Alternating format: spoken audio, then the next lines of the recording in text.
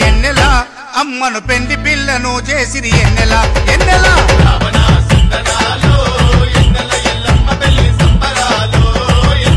రావణ సందనాలో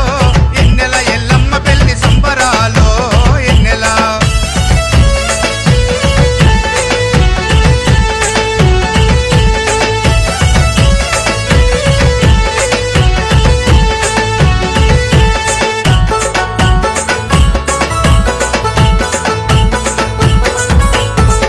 పల్లెం డోలు కొట్టి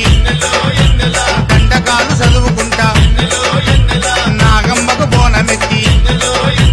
పుట్టమన్ను తీసుకొచ్చి